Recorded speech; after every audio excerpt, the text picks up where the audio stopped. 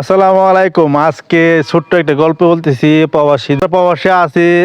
প্রতিদিন আমরা কাজে যাই, কাজ থেকে আসি, আসার পরে এইভাবে আমাদের সপ্তাহ পরে আমরা মাস কিন্তু চলে যা, কিন্তু আমরা হিসাব লাই কতদিনে মাস যা, ঠিক আছে। সপ্তাহে দিন ছুটি পাই, এই ছুটির ভিতরে যাই একটু আনন্দ করি, দেশে কথাবার্তি কই। কিন্তু মূলত কথা হইলো আমরা যে এই 1 মাস কাজ করতেছি না, আমাদের কাছে হিসাব আছে, কিন্তু বাংলাদেশ যারা আছে তাদের কিন্তু হেরা হিসাবটা রাখে না।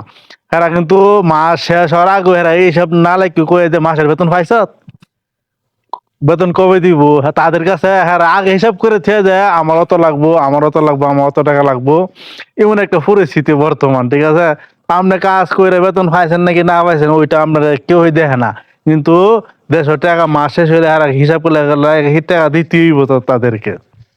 এমন একটা পরিস্থিতি বাংলাদেশের বর্তমান এগুলি মানে আমি নিজে ফিল করতে আছি, আর বিভিন্ন যারা যে প্রবাসা আছেন তারা তো এগুলি মানে মোকাবেলা করতেছেন। তাই ভালো হলে কি লাইক দিবেন, মনের দুঃখকে প্রকাশ করলাম, অতটুকু। আল্লাহ হাফেজ।